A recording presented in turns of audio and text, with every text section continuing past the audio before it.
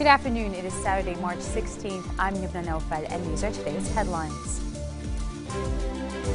President Michel Sleiman calls on Lebanese expatriates to refrain from voting in the upcoming parliamentary election if the controversial Orthodox law is adopted.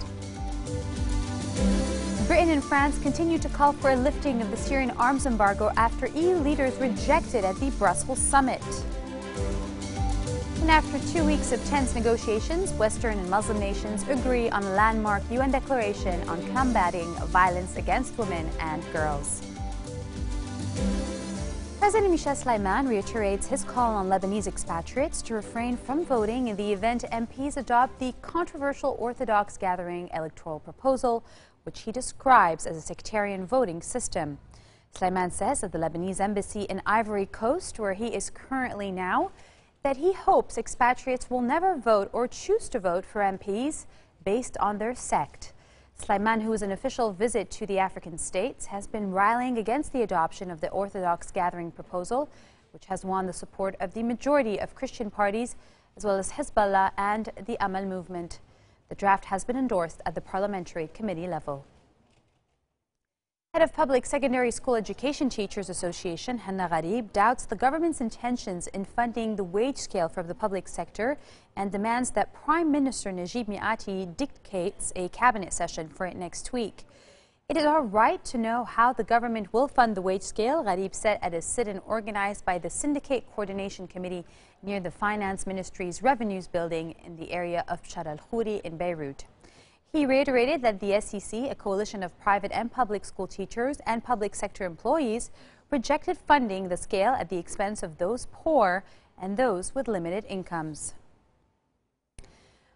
Syria's threat to strike at rebels taking shelter in Lebanon evoked fresh calls by March 14 parties for the deployment of the Lebanese army and UN troops along the border to prevent a Syrian attack on Lebanese territory. The Syrian threat, reflecting an escalation of tension on the border, raised fears of the 2-year-old bloody conflict in Syria spilling over into Lebanon, where rival factions are sharply divided over the crisis next door. The threat, which was contained in letters sent by the Syrian Foreign Ministry to its Lebanese counterpart, was translated into action when a string of northern Lebanese villages near the border came under Syrian gunfire, wounding civilian Zuhair Mustafa. Responding to the warning, President Sleiman said Lebanon will not allow the flow of arms and gunmen from its territory into Syria.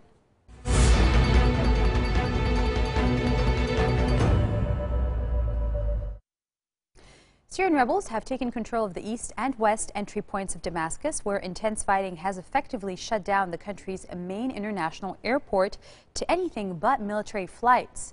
This comes as France and Britain continue to call for more concrete action on Syria at an EU Council summit as EU leaders reject their push for lifting the arms embargo. France and Britain found little support for their proposal to ease the embargo at the summit in Brussels. EU diplomats said although they asked the bloc's foreign ministers to look again at the issue next week, the Council President, Armand Van Rompuy, said leaders had asked their foreign ministers to look at the issue as a matter of priority at a March meeting in Dublin. Frustration was expressed and echoed by Prime Minister David Cameron at the UK briefing at the end of the summit. We tasked our foreign ministers to put this issue of Syria and the arms embargo and the eventual lifting of the arms embargo as point number one on their agenda. And of course to find common ground and to develop common positions. There is a growing feeling of frustration about the humanitarian situation, of course, in Syria, and there is a growing frustration about the lack of progress on the political front. We want to help them to save lives. We want to help them to bring about a transition in Syria. It is worth standing back and asking why are we debating and discussing the approach we take? Well, the answer is because 2 years in, 70,000 people are dead. There's a huge refugee and humanitarian crisis. Assad is still in place. He's still being strongly supplied and strengthened by others. And we need to put pressure on to bring about the transition that is necessary for the Syrian people, necessary for the stability of that region, and in our national interest too. As things stand today, I'm not saying that Britain would actually like to supply arms to rebel groups. What we want to do is work with them and try to make sure that they are doing the right thing. And with technical assistance, we're able to do that. Human Rights Watch warns that the Syrian regime is expanding its use of cluster munitions towards rebel forces.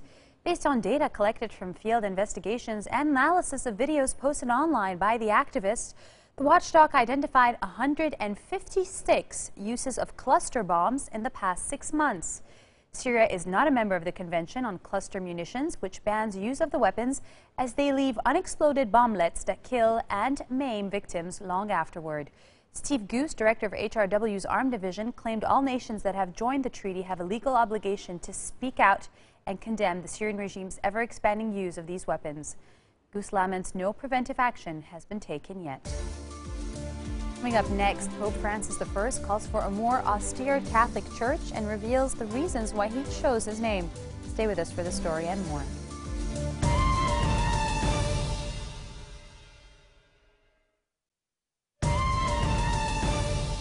Welcome back. Israeli Prime Minister Benjamin Netanyahu is to inform President Shimon Peres that after 40 days of negotiations with coalition partners, he has finally formed a new government. 11th-hour agreements were signed on Friday with the centrist Yesh Atid and far-right Jewish Home parties, which held the key to building a government with a majority in the 120-seat parliament. Netanyahu is expected to meet Peres after the end of the Jewish Sabbath at sunset, but the exact time has yet to be confirmed. The premier had a legal deadline of Saturday evening to form a government or admit defeat.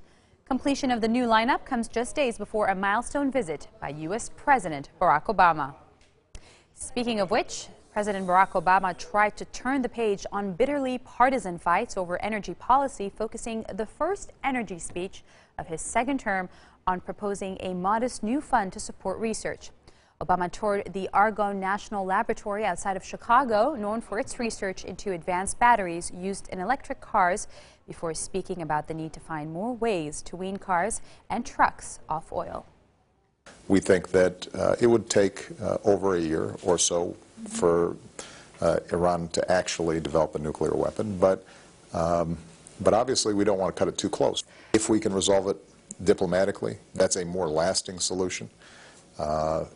But if not, I continue to keep all options on the table. When I say that all options are on the table, all options are on the table, and the United States obviously has significant capabilities. But our goal here is to make sure that Iran does not possess a nuclear weapon that could threaten Israel or could trigger an arms race in the region. Defense Secretary Chuck Hagel announced plans to bolster U.S. missile defenses in response to a growing nuclear threat from North Korea, adding 14 interceptors to a missile defense site in Alaska by 2017 and deploying a radar tracking system in Japan. Hagel also said the United States would move forward with a plan announced by his predecessor last year to deploy a second missile defense radar in Japan. Today I'm announcing a series of steps the United States will take to stay ahead of the challenge posed by Iran and North Korea's development of longer-range ballistic missile capabilities.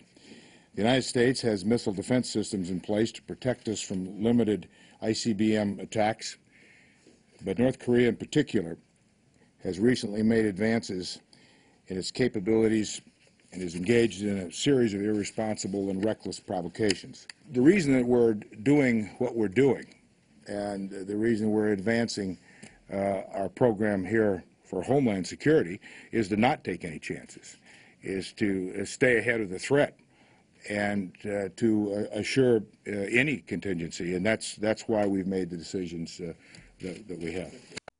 Let's look at news around the world in brief. Kenya's defeated presidential contender Raila Odinga has filed a challenge to his election defeat before the Supreme Court. The court now has 2 weeks to decide to uphold the decision of Kenyatta as president or to have a runoff. Meanwhile, police fired tear gas to disperse Odinga's supporters gathered in front of the court. Many supporters wore T-shirts marked with slogans, "I support the petition" and "Democracy on trial," an echo of Odinga's statement that his petition would be a test of democracy in Kenya. Pope Francis says he wants a poor church for the poor, giving his clearest indication yet that he wants a more austere Catholic Church. The Pope made his comments in an audience with journalists. explaining why he chose to take the name Francis after Saint Francis of Assisi, a symbol of peace, austerity, and poverty. Before his scheduled duties of the day began, he took a moment for prayer at the Lourdes Grotto in the Vatican Gardens. He will hold his first Angelus prayer from the windows of the papal apartments overlooking St. Peter's Square tomorrow. A Swiss female tourist was gang raped in rural central India.